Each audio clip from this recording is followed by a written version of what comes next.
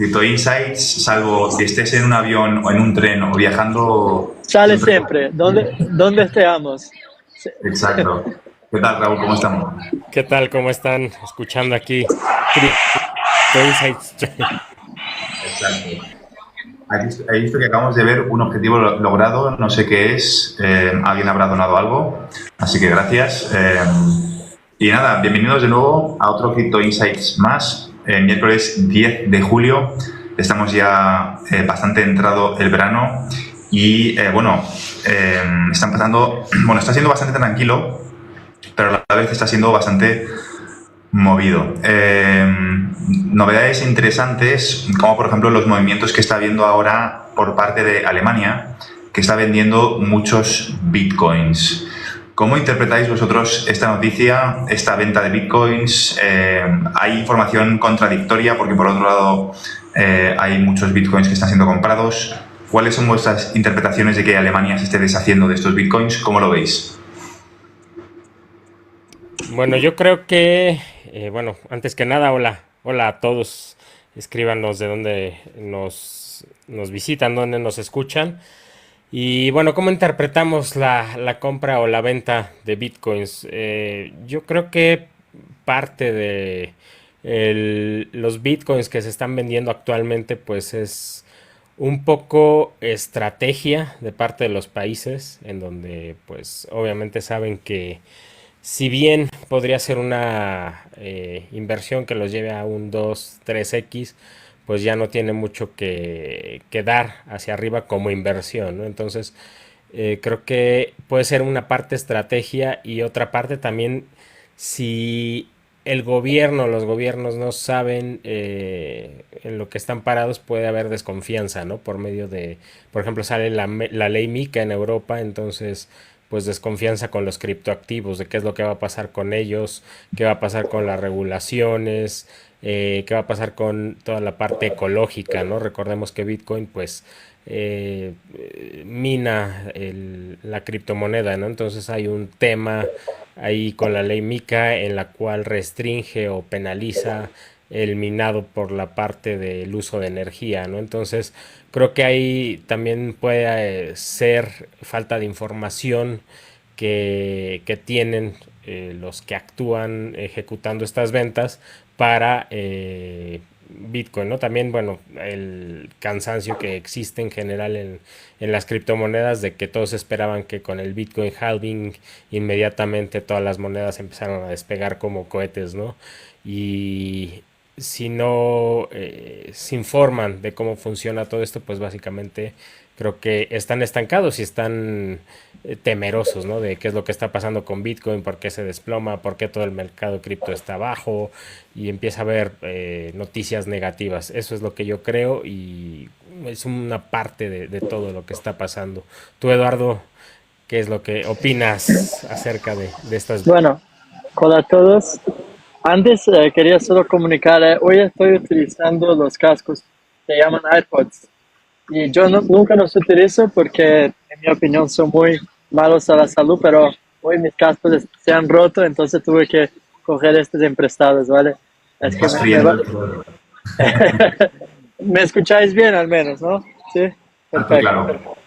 Sí, bueno, dicho esto, yo creo que hay muchas perspectivas, muchos ángulos de los cuales podemos analizar lo que está pasando con Bitcoin ahora mismo, ¿vale? Entonces, empezamos yo creo que también es parte de una estrategia para esfriar un poco los activos digitales. Yo creo que si no pasara esto, estaba subiendo bastante, tuvimos nuevos all-time highs para Bitcoin y creo que dentro de un rato empezarían a subir también otros activos digitales como XRP, XLM, XDC y creo que no es todavía el momento de la gran subida y creo que eso también engloba una estrategia también de los gobiernos de esfriar un poco los activos digitales, ¿vale?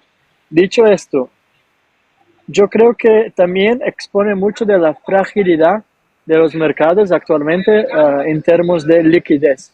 Eso yo ya había explicado muchas veces que el volumen es bajo comparado a 2021 Si vamos a ver, mismo el interés por Bitcoin está en bajos históricos si comparado a 2021, cuando tuvimos el all-time high. Podéis notar, no hay mucha gente hablando, todavía no empiezan a llamar tus amigos de la escuela y preguntarte cómo puedo comprar.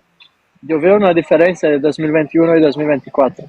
Ya he explicado mucho que sin tener un volumen alto no tenemos niveles de soporte muy fuertes, y es exactamente lo que está pasando. A ver, Alemania envió, ahora no tengo las cifras actualizadas, entonces no voy a decir aquí números, pero sí que un 50% de las órdenes de mercado no han sido ejecutadas.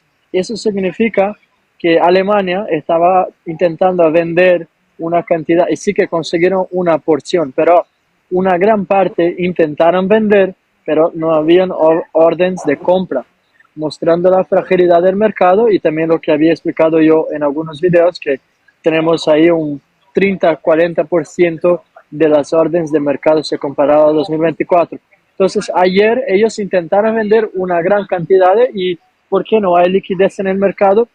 Y aquí entra también la historia del cartel de Bitfinex y Tether, porque estuve mirando algunos charts, estuve mirando algunas órdenes, y ellos están artificialmente poniendo ahí órdenes de compra, porque si vamos a hablar de orgánicamente no hay. Entonces también nos muestra que hay una manipulación muy grande de lo que está haciendo especialmente Tether. Nosotros ya tuvimos algunas conversaciones acerca de esto, y entonces para mí la cuestión es ¿hasta cuándo los policymakers, ¿no? ¿Cómo se dicen los policymakers en español? Perdona, Reguladores.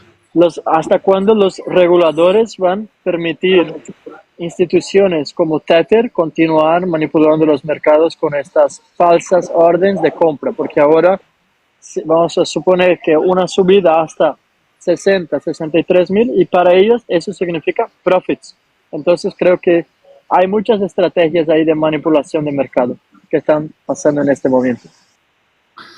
Sí, realmente yo creo que cuando pasen los años echaremos la vista atrás y nos daremos cuenta de lo realmente manipulado que está el mercado, que ahora mismo no somos conscientes, ¿no? Pero pasa un poco lo mismo con la bolsa. En general, con muchos índices como la plata, el oro, hay incentivos muy fuertes para que estén en determinados rangos de precios, sobre todo la plata, ¿no? Entonces la pregunta es si es posible con la plata, por motivos que ya explicamos en un live anterior de la industria militar, ¿no? Que es un concepto bastante interesante. Por los costes de producción de ciertos misiles no se pueden permitir que la plata suba de precio.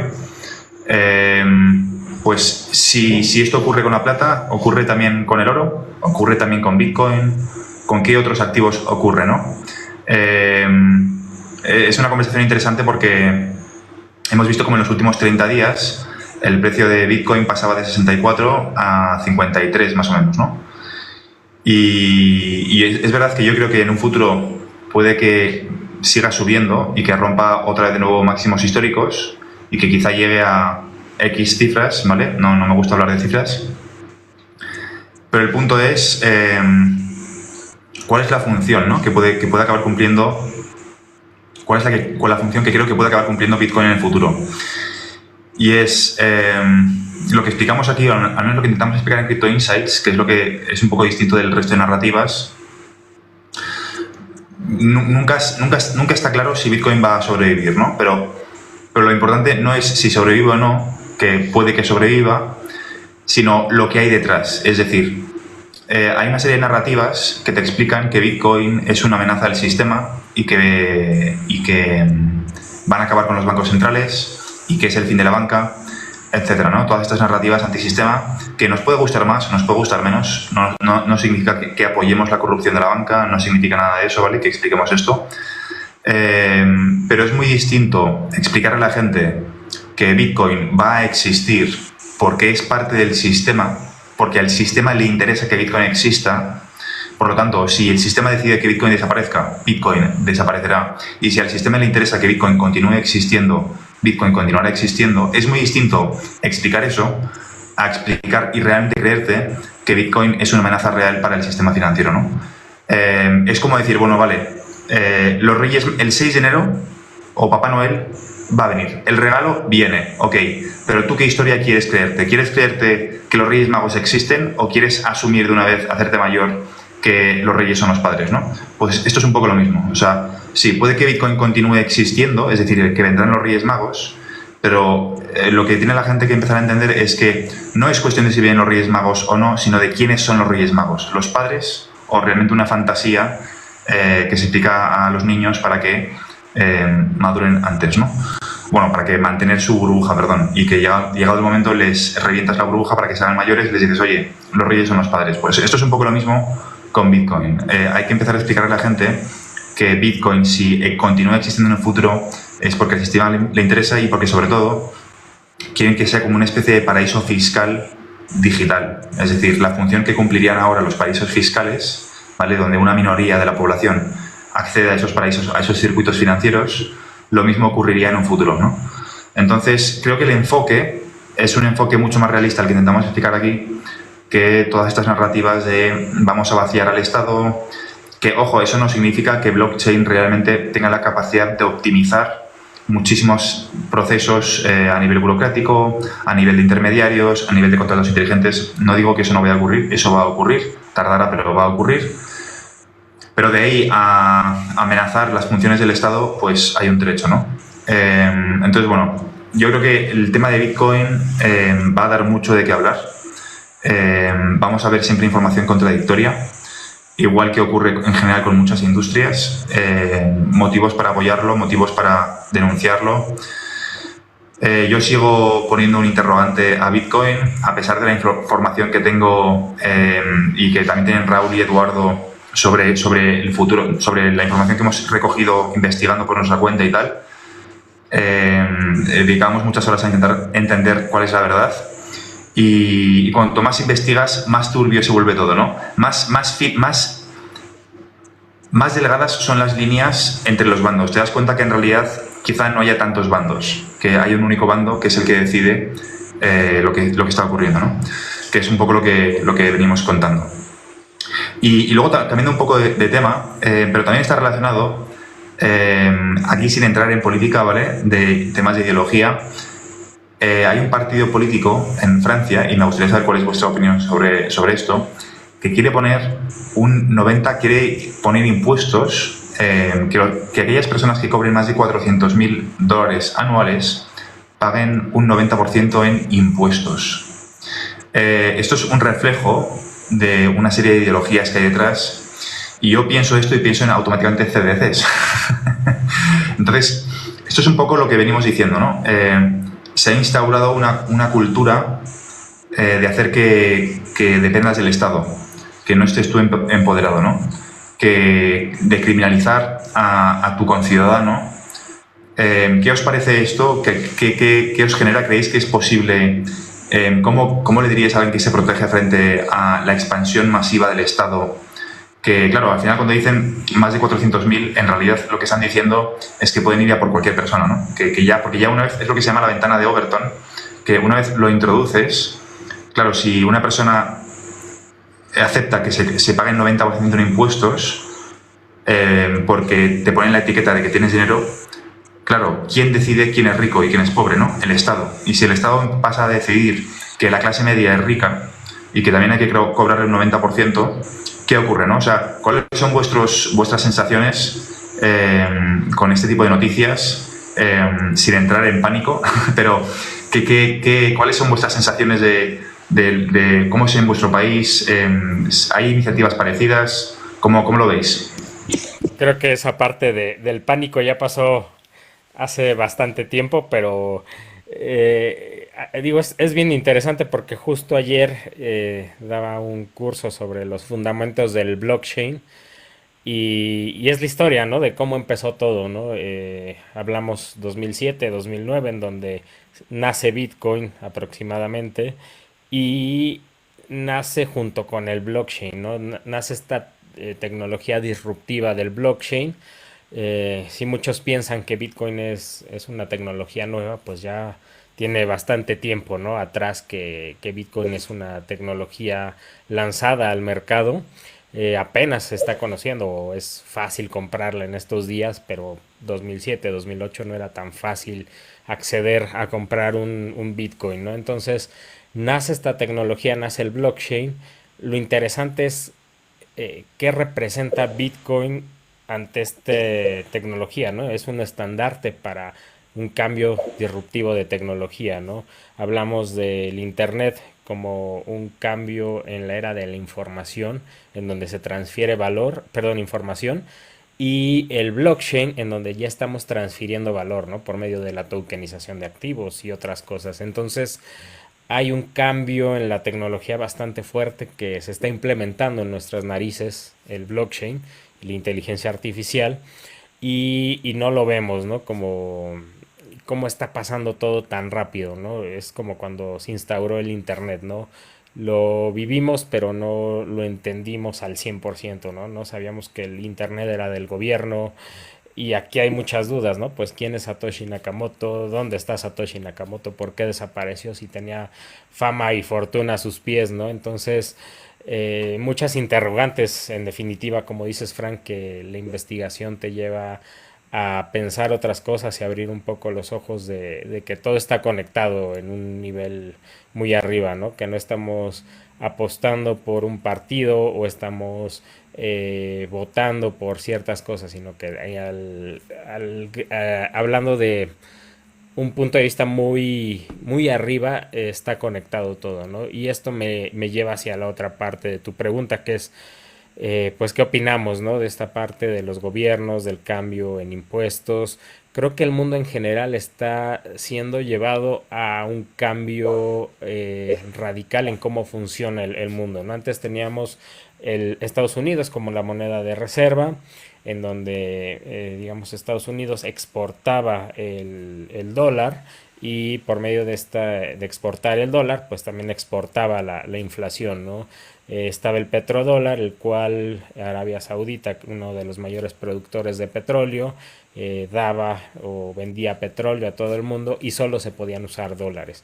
Y ahora que vemos un cambio en cómo funciona esta dinámica, ¿no? Vemos un bloque que es el bloque de los G7, un bloque que es el bloque de los BRICS, el cual pues prácticamente están casi 50-50, ¿no? Un poquito más bajo BRICS en la actualidad. Y eso que nos lleva a analizar, ¿no? Pues que quizá no, lo que está pasando es que en ese cambio del mundo están haciendo de alguna manera más estable al mundo en cuanto a las monedas, ¿no? Van a existir diferentes monedas digitales en las cuales tú vas a poder pagar, por ejemplo, el petróleo, en donde el petróleo se va a poder pagar en rupias, en libras o en dólar estadounidense.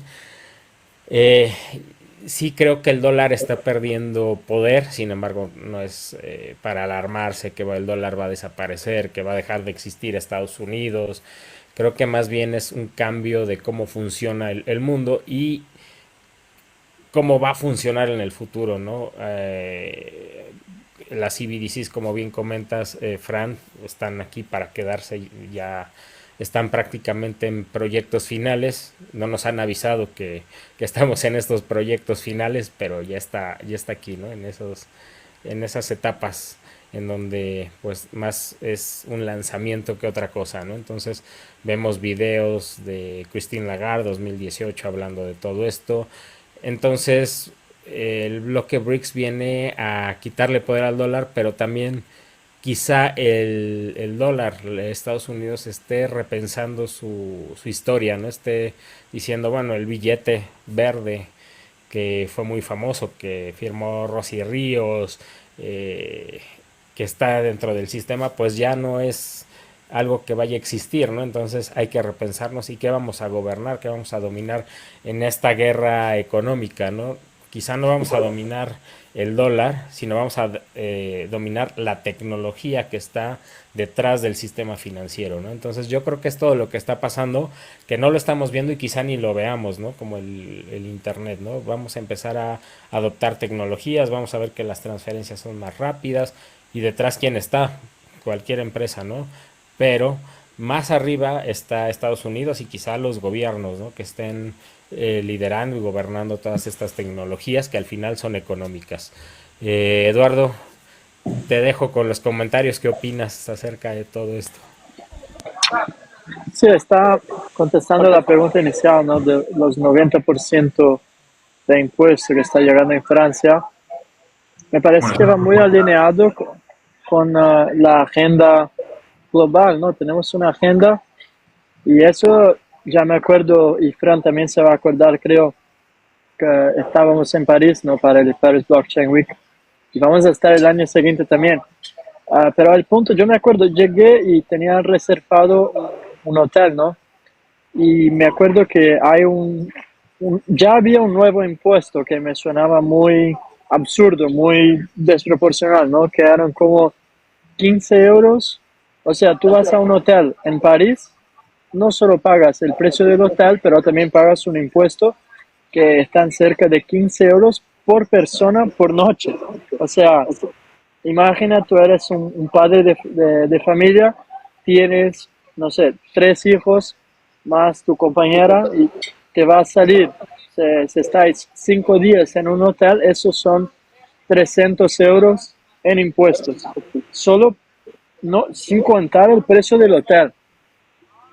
Y que la gente esté aceptando esto, que para mí me parece algo completamente surrealista, algo de película, pero yo no veo la gente revoltándose, yendo a la calle, protestando, pero eso es solo un ejemplo, ¿no? O sea, ahora llegó algo mucho mayor que es un impuesto a los 90%, que a mí me suena de un episodio de Black Mirror. Y tampoco veo demasiadas personas reaccionando en la manera que deberían de estar reaccionando, ¿no? Entonces creo que es una cuestión que esta agenda realmente quiere que las personas no tengan nada, está muy claro, ¿no? Cada vez más está inaccesible a la mayoría de la población comprarse un piso, tener su propia casa, y eso ya discutimos muchas veces aquí, el cuán caro está el precio del metro cuadrado en Europa, en las capitales europeas, si vamos a tomar en cuenta los sueldos, ¿no? Cuánto las personas están ganando, los costos son completamente desproporcionales, ¿no? Sí, yo vivo en Grecia, aquí la realidad es un poco mejor, es más económico, pero repito, estaba en Italia hace un mes, hemos pagado 80 euros para aparcar el coche 3 horas en Italia. Tú llegas en Milano, quieres un taxi desde el aeropuerto hasta el centro, son 150 euros. Y ni siquiera es así tan lejos. Entonces creo que hay una desproporción en los precios en Europa y creo que en todo el mundo, ¿no? Estamos llegando a un punto que el dinero casi no tiene más valor y eso está avanzando en ritmo de progresión geométrica. En algunos países más rápido, en algunos más despacio, pero la verdad es que van todos en la misma dirección. Y para concluir, creo que este 90% son un indicador que estamos cada vez más cercanos de los CBDCs. También vi algunos updates relativamente al sueldo mínimo universal y creo que vamos en esta dirección porque considerando esta semana pasé en el grupo de Crypto Insights un video, no sé si habéis visto los dos, Fran y Raúl, que enseñaba ahí uno que estaba operando un robot que estaba en un comercio, ¿no? Que estaba haciendo las cosas. Él tenía unos cascos de inteligencia artificial, unos cascos de, ¿cómo se dice ahora? ¿Cómo se llaman estos? Virtual reality, ¿sí? O sea que él operaba a distancia y claro, ahí por ejemplo, pueden estar en Europa y emplear personas que estén en otras partes del mundo que tengan un sueldo menor. Y eso para mí significa que muchas personas van a perder sus empleos y la situación ahora está avanzando muy rápidamente. Yo lo veo así. Muchas cosas habéis dicho para comentar y contestarme también a mí mismo, pero básicamente para que la gente se haga una idea, un 90% de 400.000 euros significa que vivirías con un sueldo de 40.000, que es un sueldo medio en Europa, ¿no? En la zona de Francia, más o menos, obviamente no es el sueldo medio. Aquí alguien me dirá, no, Francisco, En Italia el sueldo medio no son 40.000, son 23.000. Bueno, yo creo que se entiende la idea de fondo y es que al final lo que buscan es que tener a una masa de gente que cobran todos exactamente lo mismo y sobre todo lo más importante es desincentivar el emprender, ¿no? Desincentivar el salir de tu zona de confort y lo que se busca es incentivar que no tengas objetivos, porque si todo el mundo va a cobrar exactamente lo mismo, ¿para qué? ¿Cuál es la recompensa, no? Es como si da igual lo que comas, vas a tener el mismo cuerpo, nunca vas a poder tener una tableta de chocolate. Pues ¿para qué vas al gimnasio, no?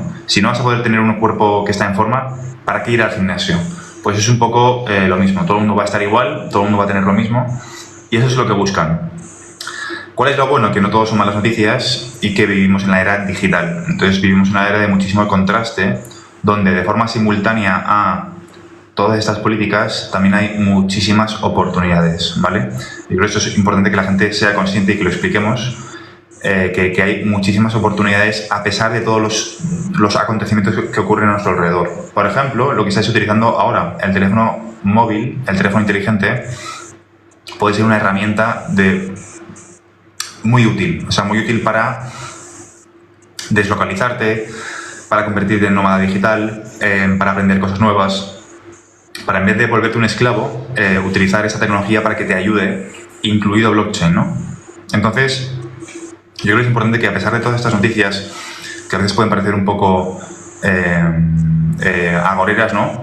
Es la realidad que nos ha tocado vivir. Esto va a ir en aumento, estas políticas, y eso no significa que tú tengas que conformarte con esa situación. Tienes una salida, solo que tienes que actuar, ¿no? No puedes quedarte quieto porque si te quedas quieto, la parálisis no suele ser buena, ¿no? Sobre todo en tiempos de cambio.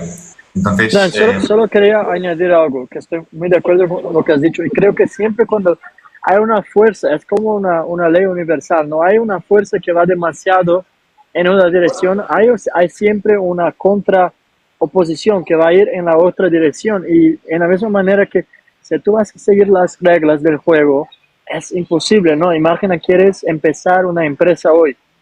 En Europa es casi imposible porque si vas a seguir las vías legales, ya empiezas gastando una pasta en impuestos y ni siquiera muchas veces tienes el dinero entrando, o sea, es ya dinero saliendo, pero al momento que tú tienes un smartphone y internet, te conviertes en un ciudadano global y ahí tienes todas las ventajas. Yo creo que es una cuestión de no seguir lo que están haciendo las masas y al mismo tiempo tiene oportunidades que no tendrías hace 20 años o 30 años. Creo que es un momento fenomenal, en mi opinión. Yo estoy de acuerdo. Creo que para que la gente se sitúe un poco, si explicamos la parte negativa, la gente va a ser... O sea, la parte negativa y la parte positiva van correlacionadas, ¿vale? ¿Cuál es la parte negativa? La parte negativa es lo que hemos visto en los últimos años, que es la destrucción de pequeñas y medianas empresas a nivel nacional. Ahora ya no hablamos del tejido industrial medio, ahora ya estamos pasando al siguiente nivel. Y es que a nivel internacional estamos viendo cómo vamos a ver una concentración, no ya de pequeñas y medianas empresas que han sido destruidas por Amazon, etcétera, ¿vale? Que esto es el progreso natural, porque obviamente Amazon ha traído muchísimas oportunidades para aquellos que han sabido aprovecharlo, ¿vale? Amazon FBA, etcétera. Sino que vamos a ver otro nivel de concentración, que es pequeñas multinacionales que se van a ver obligadas, y no os hablo ya de empresas nacionales, o sea, os hablo ya de empresas multinacionales pequeñas que están obligadas a adaptarse también a estas nuevas sinergias. Es decir, ya han conseguido que haya una concentración muy bestia a nivel nacional, ahora está ocurriendo a nivel internacional, es decir, a nivel de multinacional pequeña, porque nosotros seguimos pensando con las gafas de nuestro país, pero nuestro país, en realidad, la comunicación ya es global, la economía ya es global, el transporte de mercancías ya es global. Puedes encontrar contenedores en el Amazonas, en río adentro, kilómetros hacia adentro, ¿no? O sea, la globalización ya es un hecho, la comunicación es instantánea, la comunicación de información es instantánea, la comunicación de dinero va a ser instantánea, con lo cual esto va a hacer que, por una parte, la parte de abajo antigua, el antiguo empleo, la antigua forma de hacer las cosas se caiga, pero se generen nuevas oportunidades. Con lo cual, si empezamos a ver que incluso multinacionales pequeñas empiezan a tener problemas, significa que de forma simultánea se van a crear nuevas oportunidades de negocio que van a crecer al mismo ritmo de destrucción del antiguo. ¿A qué me refiero? Me refiero a que, por ejemplo, pues empieza a haber cada vez menos tiempo, cada vez pasan menos años desde que una empresa se convierte, desde que es una startup hasta que se convierte en un unicornio. Es más, estamos empezando a ver que no solamente el concepto de unicornio se está quedando atrás, sino que ya hablan de decacornio, porque el nuevo estándar es cuánto tardas en convertirte en un decacornio, que es 10 veces un unicornio, ¿no? Un unicornio, para que no lo sepa, es una empresa que tiene una valoración de 1.000 millones de dólares, con lo cual 10.000 millones de dólares es un decacornio. Entonces, se están creando tales sinergias y tales economías de escala que cada vez cuesta menos que una empresa se convierta en decacornio. O sea, unicornio ya cada vez queda atrás. Con lo cual, esto también supone una oportunidad. Y eso también es una parte positiva de la globalización, ¿vale? No todo es negativo. Obviamente, llama mucho la atención a nivel de marketing y a nivel de comunicación. Es decir, se han cargado estas industrias, se han deslocalizado muchísimas industrias, han ido a China, etcétera. Pero hay muchísimas empresas que están facturando literalmente cientos de millones y tienen equipos de personas muy reducidos, quizá pues equipos de 200, 300 personas que están facturando muchísimo dinero con Internet comparado con antiguos modelos de negocio que son físicos, ¿no? Cosas más tradicionales, con lo cual hay oportunidades. Y esto con blockchain va a ocurrir, va a ser exponencial también, ¿vale? Con lo cual, simplemente para contrarrestar un poco, porque si no nos quedamos solamente con el soniquete negativo, ¿no? De CBDCs, control, impuestos, pero también de forma simultánea va a haber más libertad si lo buscas, va a haber más oportunidad si lo buscas, va a haber de todo de forma proporcional. Y en relación a lo que estabas diciendo, ¿no, Raúl, tú de que parece que Estados Unidos se va a transformar a nivel tecnológico, yo lo comparo un poco con la caída del Imperio Romano, que el Imperio Romano en realidad no desapareció, simplemente se transformó. O sea, el poder nunca desaparece, el poder simplemente se transforma, ¿no? Y se transformó en la Iglesia Católica. Fue un poder militar, se convirtió en un poder religioso, el control de las personas, ¿no? Y esto es un poco lo mismo. Vamos a ver cómo el concepto quizá de soberanía nacional o el concepto de un país gobernando, siendo el país que rige el mundo, ese poder es sustituido por tecnología. Lo hemos visto con Facebook, lo hemos visto con Amazon, lo estamos viendo con Ripple, lo estamos viendo con Stellar. O sea, hay una agenda de transformar el poder, que yo creo que va a ser positiva, porque va a traer muchísima riqueza, el flujo del dinero va a ser más rápido, va a haber menos intermediarios, al haber menos intermediarios va a haber una reducción de costes, al haber una reducción de costes va a haber más dinero en circulación, al haber más dinero en circulación va a haber más inversiones correctas, al haber más inversiones correctas más empleo, y entra a ser una espiral positiva económica, ¿no? Obviamente no va a ser toda una línea recta hacia arriba de crecimiento, va a haber altibajos como en todos los ciclos económicos, pero va a traer una ola de crecimiento muy positivo. De forma simultánea veremos destrucción, de forma simultánea veremos CBDCs, de forma simultánea veremos desempleo. Entonces va a depender de ti en qué pones tu foco. Y bueno, por no enrollarme mucho más, que aquí estoy, si no me pongo aquí a hablar, ¿qué os parece? Se han hecho virales, bueno, antes de hablar de la viralidad, me gustaría ver una gráfica, pero no puedo hacerlo desde el móvil. Una gráfica muy interesante comparando el precio de XRP en el año 2017, su comportamiento antes de hacer una subida del 6.000% en 2017, que cayó en picado justo unas semanas antes, y ahora está ocurriendo exactamente lo mismo, está cayendo en picado justo a nivel de análisis técnico, ¿vale? ¿Qué os parece esta comparativa con lo que ocurrió en el año 2017? ¿Creéis que estamos quizá a semanas o a meses de bullrun? ¿Cómo lo veis? ¿Qué interpretáis vosotros de estas gráficas? Bueno, quizá sea difícil predecir el tiempo, no sé si estemos a semanas, a meses, solo sí percibo que estamos cerca. Es por eso que, digo, en cualquier momento podemos despertar con una noticia de que eh, ya se solucionó el tema de la demanda, que Ripple ya es una criptomoneda legal, entonces estamos cerca, no sé si tardarán un mes, si será en septiembre, si será en diciembre, si será en 2025. Sin embargo, bueno, sí estamos cerca y algo del análisis técnico importante, los patrones no es que sean 100% seguros, pero sí suelen repetirse. ¿Por qué? Porque se basan mucho en los ciclos económicos. Entonces se cumple un ciclo económico o ciclo de la acción y se vuelve a repetir, ¿no? Es un ciclo en donde hay una fase lateral, un ciclo alcista, un ciclo de distribución lateral y cae el activo, ¿no? Y se vuelve a repetir.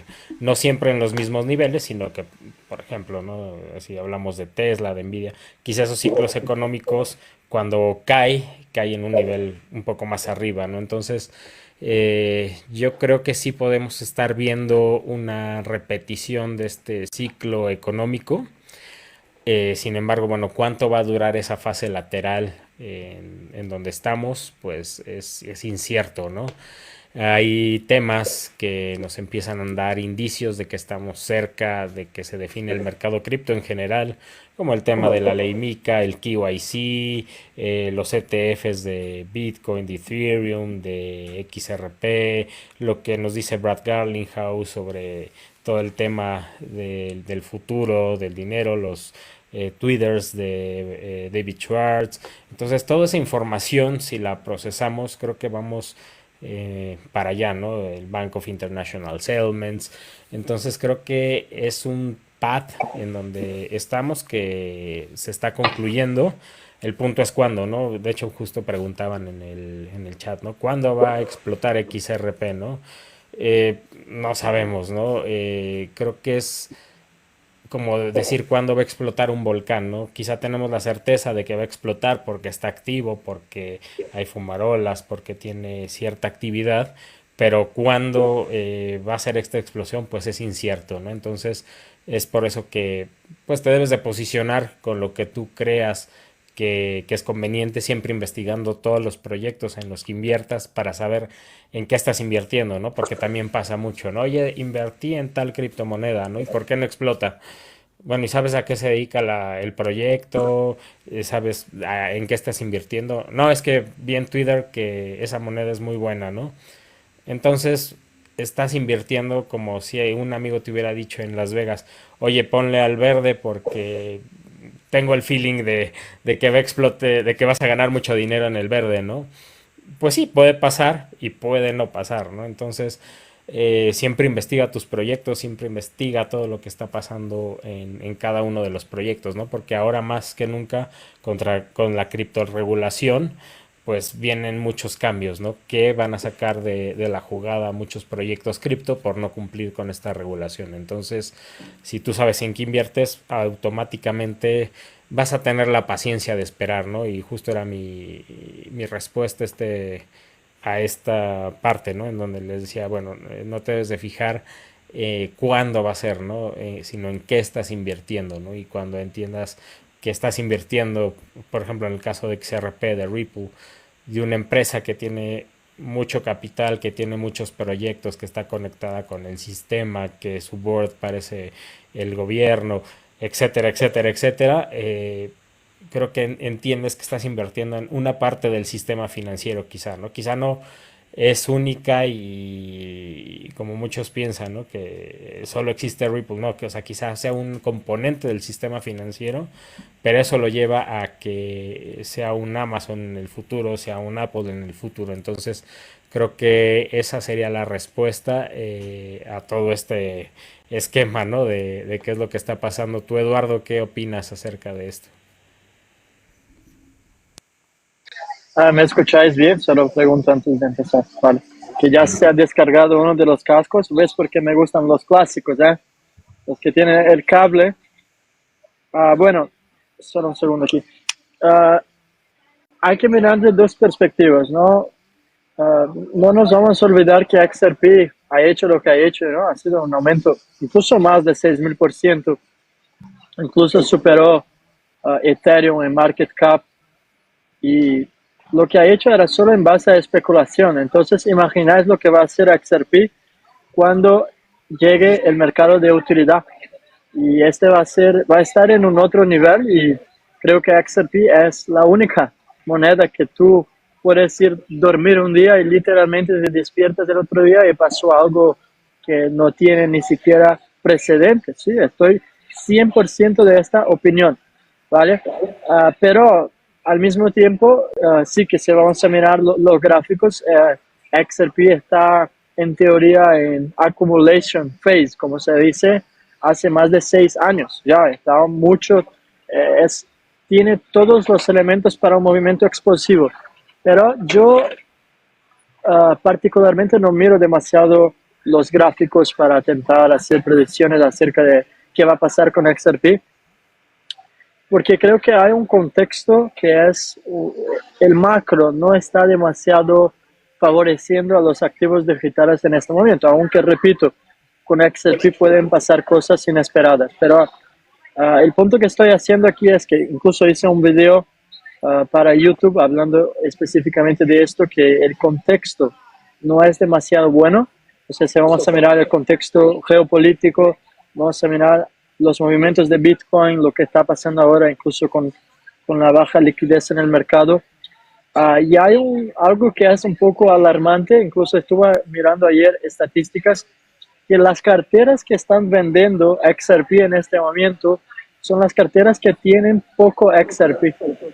O sea, yo creo que les interesa que el precio no suba de inmediato porque eso hace con que los retail investors acaben vendiendo sus XRP por demasiados motivos, ¿no? Hay los que están perdiendo la paciencia, después hay los que están en dificultades financieras, no pueden esperar y infelizmente están vendiendo. Quizá después lo publique en el grupo, ¿no? Para que vosotros podáis compartir, pero las estadísticas es que creo que son cerca de 30 millones de XRP que han sido vendidos en los últimos 3-4 días y todos, la mayor parte de ellos, de las billeteras que tienen menos de 10,000 XRP. O sea que hay muchas billeteras que tienen poco XRP que están esvaciándose, ¿no? Que están quedándose en un vacuum. Y creo que esta es parte del plan. Creo que el plan es apretar el máximo que pueden, hacer que más gente venda y vamos a acordarnos que cuanto más baje el precio, más es una ventaja que las instituciones compren a un precio bajo. Creo que eso tiene que ver con una estrategia de manipulación, que es exactamente lo que pasó cuando llegó el proceso del SEC contra Ripple y tuvimos ahí un bajón hasta los 16 céntimos, que las instituciones financieras estaban comprando. Las carteras que más tenían XRP eran las que más estaban acumulando en este periodo. No voy a hacer aquí predicciones de exactamente cuándo yo creo que el precio va a subir, pero para poner en manera muy sencilla, no creo que vamos a tener un aumento en 2024, pero sí que, en mi opinión, 2025 es un año muy clave y estoy más optimista para el 2025 que el 2024 por muchas razones. Muy buen análisis. Sí, bueno, yo he dicho semanas y meses, aunque ya sabéis que no me gusta dar predicciones ni de cuándo ni de cuánto, ¿vale? Aquí al final lo importante es tener una mentalidad a largo plazo, no en los próximos 6 meses, no pensar más a largo plazo. Y un poco en línea con lo que ha dicho Raúl, ¿no? Invertir cantidades que no te van a hacer falta, ¿no? Que lo puedes perder, es un mercado muy volátil, que no te haga falta el dinero y lo que inviertas pensar en 5 años, no pensar ahora. Personalmente no creo que veamos un mercado de utilidad más allá de 5 años, lo veremos bastante antes por cómo está evolucionando la economía, pero desde luego va a ser interesante. Bueno, por último, para no enrollarme demasiado en mi caso, última intervención para preguntaros un poco cuál es vuestra opinión, porque se ha hecho viral en redes un vídeo de un banco en China, que no sé si lo habéis visto, que ha salido que había como gente protestando enfrente del banco, ¿no? Pidiendo su dinero. No he podido buscar la información si era cierta o no, pero independientemente de que sea cierta o no, creo que es un poco la sensación que tengo es que es un escenario que es real, ¿no? Es un escenario que es real, que podríamos ver cómo los bancos literalmente le prohíben la retirada de efectivo a sus clientes. Yo creo que no somos conscientes a día de hoy, a pesar de estar muy puestos encima del ecosistema de ISO 20022, de XRP, XLM, creo que no llegamos a comprender, o creo que más bien, lo voy a decir de otra forma, creo que nos sorprenderá el rol que tendrá XRP y Ripple en un futuro. O sea, creo que no somos capaces de comprender aún el impacto que va a tener por lo adelantado a los acontecimientos que hemos estado, ¿no?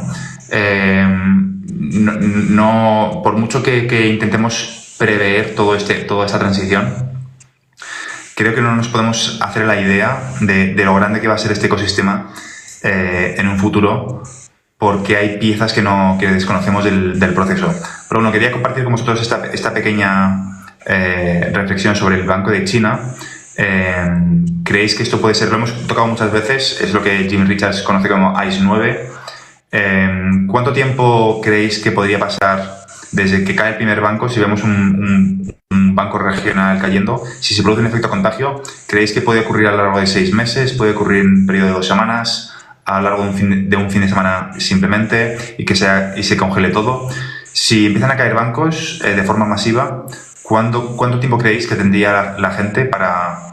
Bueno, o ¿cuánto tiempo creéis que pasa entre el que cae el primer banco y se congela el sistema financiero?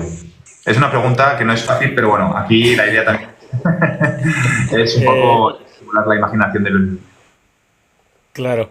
Yo creo que empezaré por el contexto, ¿no? Estamos en una crisis de liquidez porque después de 1970, donde se desligó mediante el Tratado de Bretton Woods el oro con el dinero fiat, se comenzó a hacer una burbuja, ¿no? En donde la impresión de dinero, y llamamos impresión de dinero, pero no es que se mete el dinero como en la casa de papel, ¿no? A unas máquinas se imprima y se distribuye a los bancos, ¿no?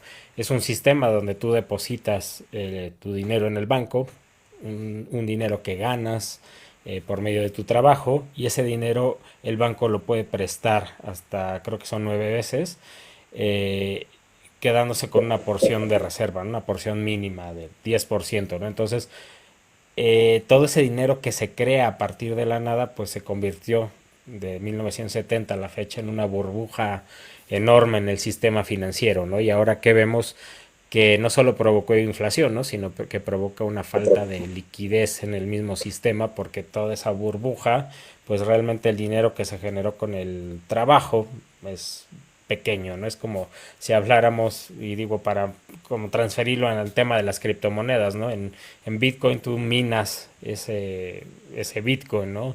Tú mediante un proof of work haces todo este minado, bueno, los mineros trabajan y usan energía para crear ese Bitcoin, ¿no? Es como si hoy dijéramos, ¿saben qué? Ya no va a existir el proof of work, y ahora si tú tienes un Bitcoin, los bancos lo pueden prestar 9 veces, ¿no? Y ya existen de la nada 7 Bitcoins, ¿no? Entonces, eso es más o menos lo que está pasando con el sistema financiero, ¿no? Ahora viene la fase que estamos viviendo, ¿no? En donde con la pandemia se aceleró ese pico de la burbuja y empezamos a ver el año pasado quiebras de bancos, Silvergate Bank, Silicon Valley Bank, First Republic Bank, que son bancos pequeños que con la pandemia al cambiar toda la infraestructura, cómo funciona el mundo, pues cambia todo, ¿no? Antes existían las oficinas, existían los centros comerciales, estos bancos invierten mucho en el desarrollo de estos centros comerciales, de oficinas, y de pronto se para el mundo, y no solo eso, ¿no? Cuando regresa el mundo, regresa de otra forma, en donde todos trabajan offline, o ya hay días parciales en donde trabajan, donde los malls ya no son tan atractivos, ya existen más las compras online. Por lo tanto, estos malls pues dejan de pagar o buscan reestructuras, lo cual provoca que estos bancos tengan complejidad en resolver estos temas. Y no solo eso, ¿no? Sino llega la Fed y te dice, ¿sabes qué? Que el dinero que yo te prestaba al 2%, pues ya no te lo presto al 2, te lo presto al 5%, ¿no? Entonces crea un desbalance en estos bancos pequeños que no pueden aguantar y empiezan a quebrar estos bancos, ¿no? Del otro lado del mundo, en China, pues empezamos con el tema de Evergrande, con todos los problemas de, el real estate en China, empiezan a quebrar no solo Evergrande, sino otras empresas relacionadas a los bienes raíces y pues se provoca un caos financiero, ¿no? Que es lo que estamos viviendo. Yo creo que vienen quiebras de bancos definitivamente y es por eso que la Fed, los organismos ya están probando cuánto pueden aguantar los bancos grandes, ¿no? Porque están midiendo no solo cuánto pueden aguantar, sino quizá qué bancos pueden adquirir, como el caso de UBS Bank, ¿no? Entonces, todo esto es bastante complejo, pero creo que bastante delicado, ¿no? Porque cualquier banco grande que caiga puede provocar el famoso ICE 9, un colapso financiero en donde cae un banco de manera importante, tira la bolsa y eso contagia a otros mercados, ¿no? Hay un market hold en donde la bolsa dice, debido a las condiciones de mercado, cierro la bolsa 2, 3 días, una semana, hasta nuevo aviso, ¿no? Entonces, cuando hay ese congelamiento del mercado, pues ¿qué pasa? ¿No? Hay mucho nerviosismo en los mercados. Yo como inversionista quizá invierto en acciones, pero también invierto en commodities y en swaps. Entonces lo primero que voy a ir a hacer es sacar mi dinero de donde pueda, ¿no? De los swaps, de los commodities, y eso que va a provocar otra caída más profunda de otros sistemas, ¿no? Entonces es donde empiezan a caer los mercados, empieza a haber estos holds y bueno, va a llegar un punto en donde se bloquee todo el mercado y digan, vamos a repensarlo, quizá tengo la CBDC de opción financiera viable por el momento, mientras reacomodamos todo, ¿no? Entonces, es delicado. Yo dudo mucho que pase porque sería un caos global, ¿no? Entonces, también el generar un caos global es muy delicado, pero podría darse y está bien que seamos conscientes de los Black Swan Events, ¿no? Que puede haber para futuro y para el tema de los bancos. Creo que como bien comenta Eduardo, eh, las quiebras de los bancos nos han dejado el live sin definitiva, pero bueno, voy a terminar con esta parte de los bancos y bueno, creo que va a ser necesario terminar Crypto Insights debido a que Fran y Eduardo no los podemos recuperar. Pero bueno, básicamente lo que les decía, ¿no? Vienen varias quiebras de bancos, desde lo que yo creo, bancos regionales de los Estados Unidos. Vamos Claro, a ¿me ver oyes ahora? absorciones de los bancos grandes Yo te contra los escucho. bancos pequeños Sí. y vamos a terminar con un sistema financiero un poco diferente, ¿no? En donde bancos grandes absorben a los pequeños, toda la parte digital se convierte en algo interesante y empiezan a resurgir las fintech, ¿no? O empiezan a tomar fuerza las fintech y otro tipo de sistemas informativos, ¿no? Entonces, algo importante es estudiar esta parte bancaria, estudiar esta parte de liquidez, porque es muy cierto que si tú llegas a los bancos y pides tu dinero, si llegáramos todos al mismo tiempo, pues no habría dinero suficiente para hacer frente a todos los depósitos bancarios, ¿no? Entonces, algo importante, algo que deben de considerar, obviamente las inversiones, hay que estar preparados mentalmente para resistir, ¿no? Para saber que es parte de este cambio al sistema, si congelan la bolsa, si congelan los criptoactivos, hay que estar conscientes de esto para esperar cuando vuelvan, ¿no? Entonces, todo esto desde un punto de vista de un evento grande, como bien comentaba Fran, de un ICE 9, en donde se congela todo el mercado financiero, ¿no? Entonces, creo que es interesante toda esa parte de cómo el nuevo sistema va a ser reconfigurado y cómo va a funcionar. Y bueno, eso es lo que tengo yo con respecto a los bancos. Nos quedará pendiente para el próximo Crypto Insights esta parte de la opinión de Edo, de los bancos, la opinión de Fran. Pero bueno, sin más, gracias a todos por estar aquí, las 139 personas que están aquí. Nos vemos el siguiente Crypto Insights con más y mejor información. Y no se les olvide la repetición, la encuentran en mi YouTube en un par de días. Y también si los contactan, si les piden dinero, lo más probable y el 99.999% es que sea fraude. No se dejen llevar por estas criptoestafas en donde les piden dinero para el Apex World, para el nuevo sistema financiero. Nosotros no pedimos dinero, nosotros damos información. Entonces no se dejen llevar por todos estos clones, estas estafas que existen en el mercado, ¿no? Y sin más, gracias a todos por estar aquí. Los vemos en el siguiente Crypto Insights.